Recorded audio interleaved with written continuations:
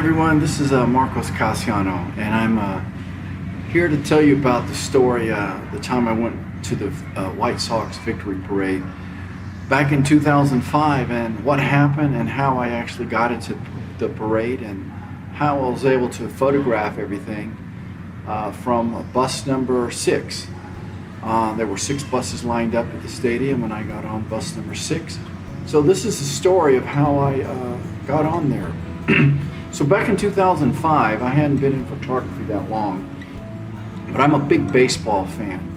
And when you're a big baseball fan, whether your team is in the World Series or not, you know, you tend to get behind one team and root for them. And okay, this is the team I'm going to root for. Okay, and especially this year, there were 2 things. Okay, Chicago had not won a World Series in like 88 years. Plus, the Astros had beat my team, the Atlanta Braves, and eliminated them. And so I was a little miffed, you know. So you know the Astros they beat the Braves. So I'm going to go for the White Sox.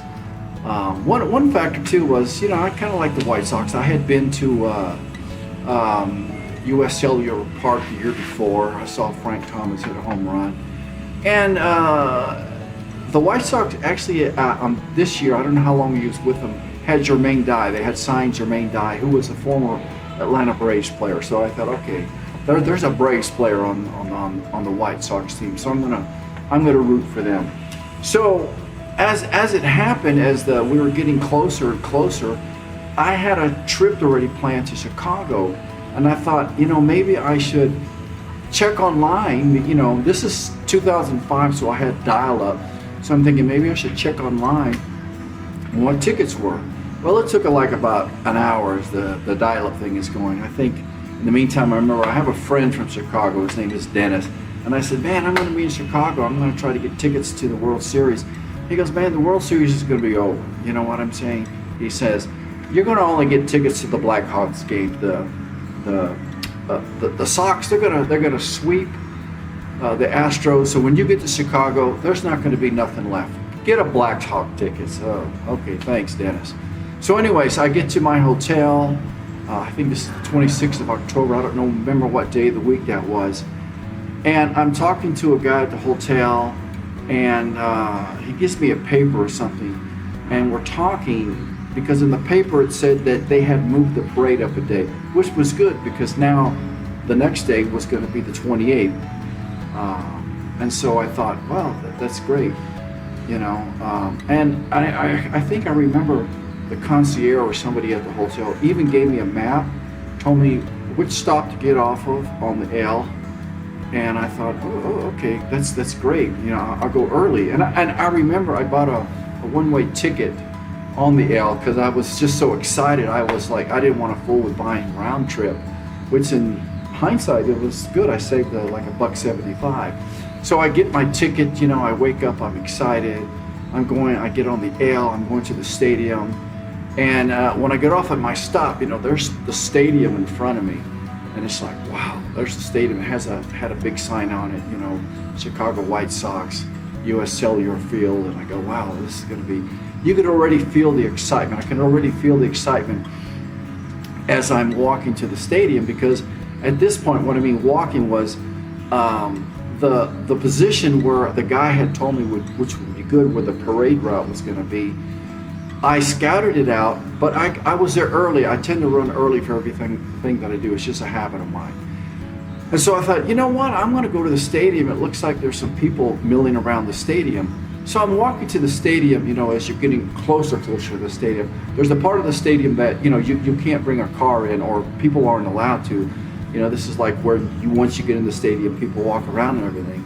And so when I get there, wow, there's people that had these like little barricades where people could stand behind. And I, you know, had my camera out, and so I thought, man, I'm gonna start taking pictures of this. There's fans here. There were some fans from Venezuela. They had their flag up. They're real proud because Ozzie Guillen, the manager, is from Venezuela. So I thought, wow, this is great. So I'm taking pictures. It's really exciting. There's a lot of excitement going on. Then I remember, you know, Frank Thomas comes walking in. I have a photo of him. Bobby Jinks comes walking in. He's on like a golf cart, because he has like a baby. He had a baby at the time. And also Steve Perry, because they brought Steve Perry in to sing the theme song, so he was going to sing. And I thought, wow, this is great. And there were some other players that came walking in.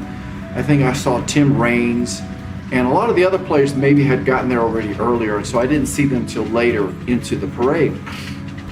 So I thought, okay, great, I just keep popping up pictures.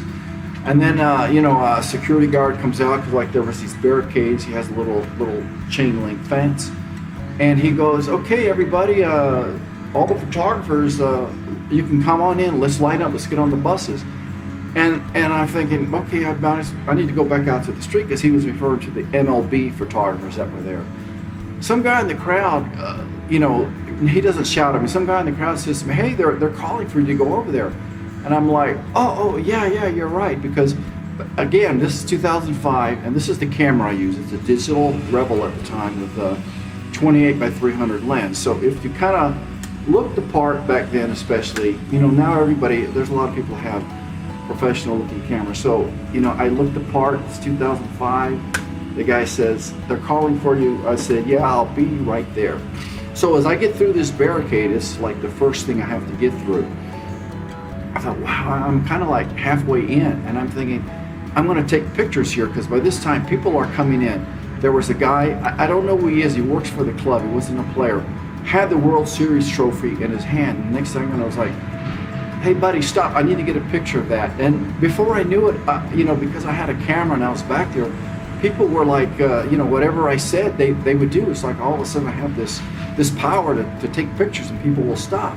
I have some pictures of Ozzy, Gian, and it's like, I don't remember how much time we were there before again, they're wanting to get everybody on the bus. And I'm thinking, okay, there are 6 buses here. I'm not an MLB photographer. I don't want to get kicked off. What should I do? Okay, I get on bus number 6, the last bus, and I go to the back of the bus. I thought, nobody's going to be on that bus. So I think I'm like the first or second person on the bus. I go to the back immediately. After that, some players started getting on. Like, I remember AJ Brzezinski got on the bus, Mark Burley, and there was another guy, I can't remember his name, he was on the bus. Then a guy named Jim Rose, I don't know if he worked for WGN, he's a newscaster. He gets on the bus, and he has his cell phone, which was interesting because this is 2005. So he's doing an interview with AJ Brzezinski on the bus. And it looked like there was a helicopter in the air. I don't know if it had anything to do with beaming the signal, but they're doing like this live interview on a cell phone.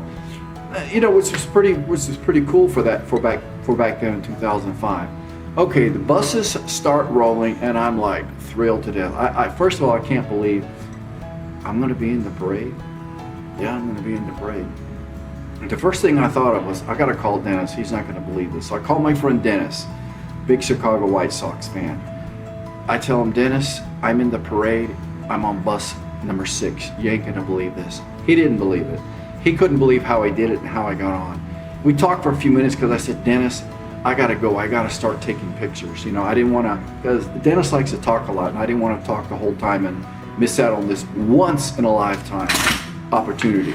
And so now the buses are rolling. We're going down the street, and there's quite a bit of people, on the street. You could feel the excitement, and that's pretty cool. I remember AJ has a bottle of champagne, and he's spraying the people. It's just a great celebration. Mark Burley's doing the same thing. And I remember we start going through these different neighborhoods. I think the first one was like a Latin neighborhood, because some guy's holding up a sign. I saw some other people, and so it was definitely, now you're in a Latin neighborhood. Then all of a sudden, we go into like, I guess Chinatown, because there's a Chinatown in Chicago. And everybody, is most of the people there were Chinese or Asian.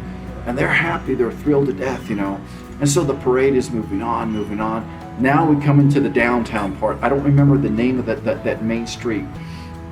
It was unbelievable. It's like you're entering in, it was like going through a tunnel. Like, I think the newspaper reported 1.7 million people to 2 million people were downtown.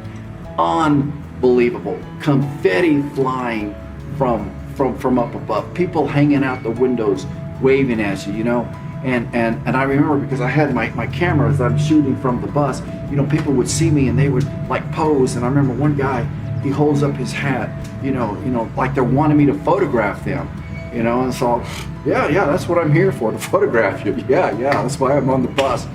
And it was a big thrill. I can't describe how big a thrill that was, you know, because ever since a kid, like, I want to go to a World Series game, never thinking that, hey, you're going to be in the World Series parade, which to me was better than being going to the game, in my opinion. I mean, I wouldn't have traded that moment for the world. Now we're downtown. We're getting close to the stage where the players are going to speak from. And I had one little problem. This is 2005. I have one memory card and I have one battery. My battery's starting to die. I didn't fully charge it the night before. Big mistake. I'll never do that again. But in 2005, memory cards, a 512 memory card, they were like $145 from if you ordered them online. And so, wow, you know, so I only had one card, one battery. It's dying. I kept pulling the battery out, holding it in my hand for a minute or so, putting it back in, and I can usually pop off 2 or 3 more shots. And I kept doing that for a while. Finally, when the buses arrived at the staging area, I'm doing the same thing. I'm wanting to take pictures. I remember I saw El Duque, Orlando Hernandez, and I remember I said hello to him for a minute, you know. And I didn't want to, like, you know, stop and talk to the guys and monopolize the time. They were focused. They were wanting to get on the stage, you know. And I remember seeing Minnie Mimosa on a bus. I wave at him and take a picture of him. For some reason, I don't know why he was still doing it on the bus. So I hung around downtown for a while in that staging area. I waited till Steve Perry sang "Don't Stop Believing," and around that time, you know, I'm thinking, wow, you know, I mean, I was just like in a dream world, you know. And I thought, well, my battery's dead. I've run out of memory. So, you know, I thought, well, I'll just mosey on back to the hotel, because by this time my hotel wasn't that far. It was really walking distance. So I'm glad I bought a one-way ticket, because I didn't need to return. Had I gone back on the bus, I don't know, like I said, what else I would have done. I could have hobnobbed with the players, but I had no more memory cards. I had no more battery, and I learned a big lesson that day, and that was after that, I always charge my battery. But since then I've bought more, so now I always take at least 2 batteries with me if I'm going out. I have 4 altogether, but I usually just take 2 with me. And of course, memory is so cheap now, and you can get big cards that, you know, memory is not even an issue nowadays like it was in 2005. You know, so that's the story of what happened on October the 28th, downtown Chicago. I'm in the White Sox victory parade, and I must say, I think my photos were better than those from the MLB photographers. Just as a wrap up, it's like, you know, you never know what to expect in life.